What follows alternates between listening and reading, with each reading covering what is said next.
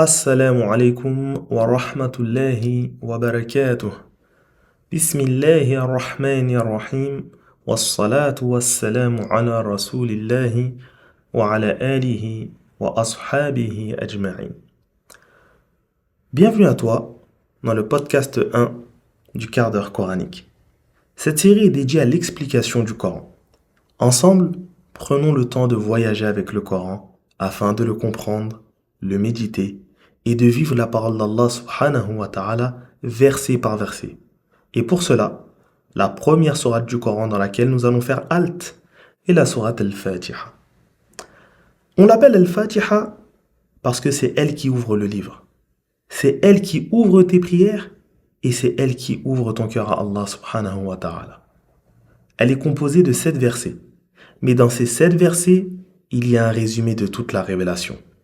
Cette sourate est le cœur du Coran.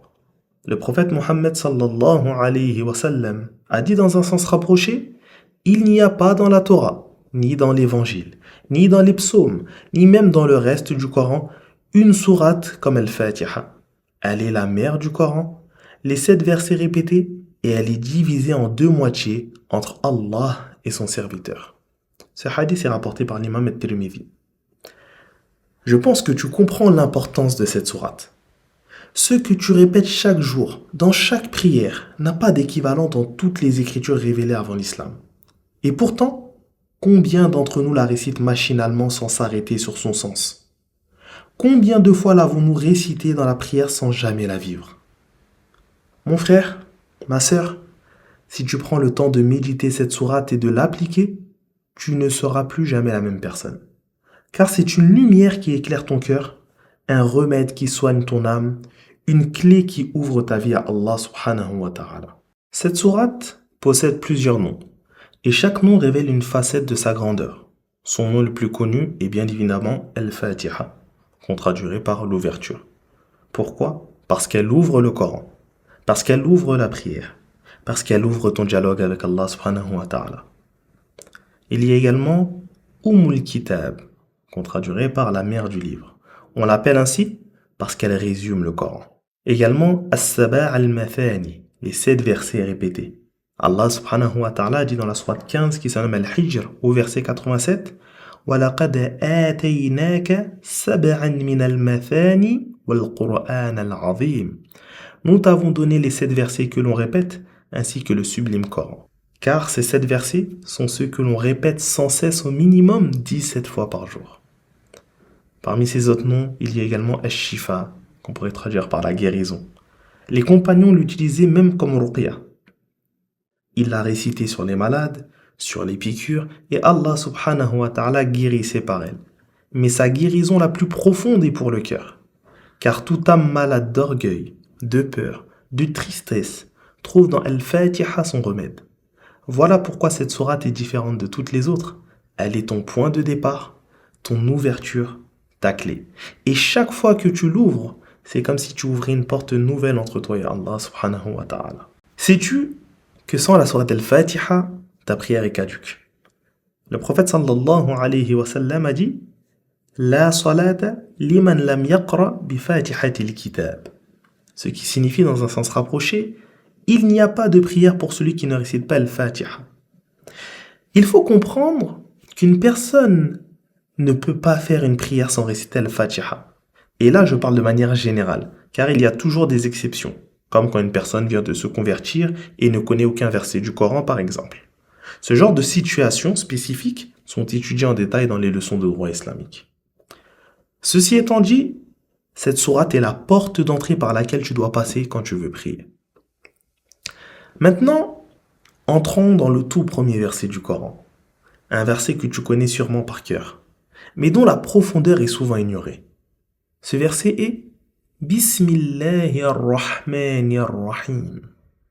Au nom d'Allah, le tout miséricordieux, le très miséricordieux.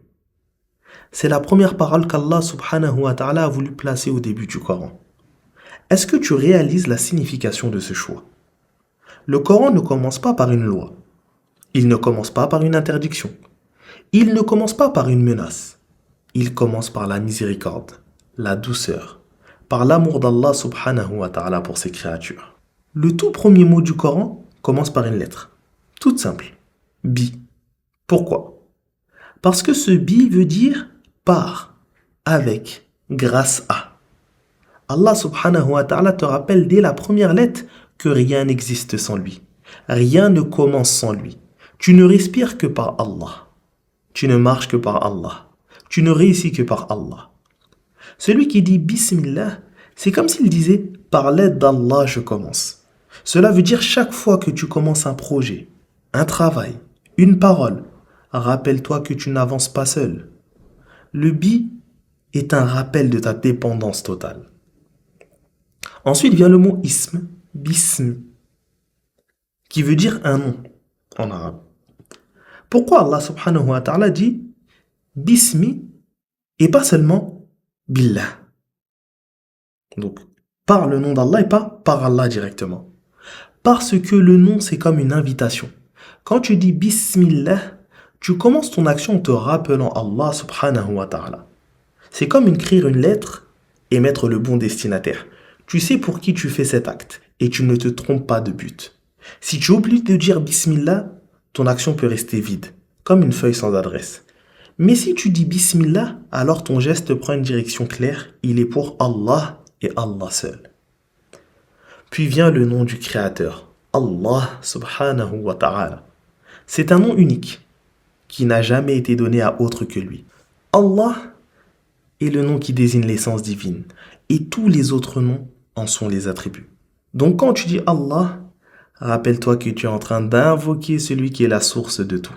Ensuite, Allah subhanahu wa ta'ala choisit de se présenter comme Ar-Rahman, le tout miséricordieux. Ce nom désigne une miséricorde infinie, générale et universelle. Elle englobe toute la création, croyants et incroyants, justes et injustes. Enfin, Allah ajoute Ar-Rahim, le très miséricordieux.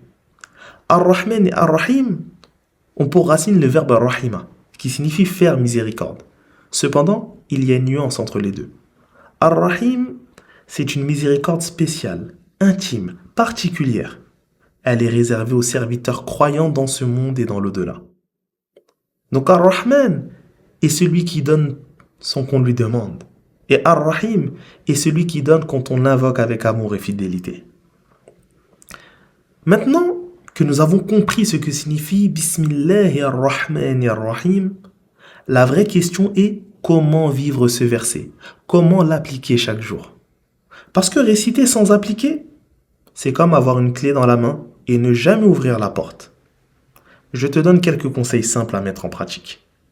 Commence chaque geste par Bismillah ou Bismillah ar-Rahman ar-Rahim. Cette formule s'appelle la basmala. Ça peut paraître petit, mais c'est énorme. Avant de manger, dis Bismillah. Avant de boire, dis Bismillah. Avant d'entrer chez toi, dis Bismillah. Avant de sortir de chez toi, dis Bismillah. Avant de parler, d'écrire, de commencer ton travail, même avant d'utiliser ton téléphone, dis Bismillah. Si tu le fais au quotidien, tu verras ta vie se transformer. Tes gestes deviendront bénis. Tes erreurs diminueront. Et tu sentiras qu'Allah subhanahu wa ta'ala est avec toi. Fais de la basmala un miroir de tes actions. Pose-toi cette question. Est-ce que ce que je vais faire, je peux vraiment le commencer au nom d'Allah?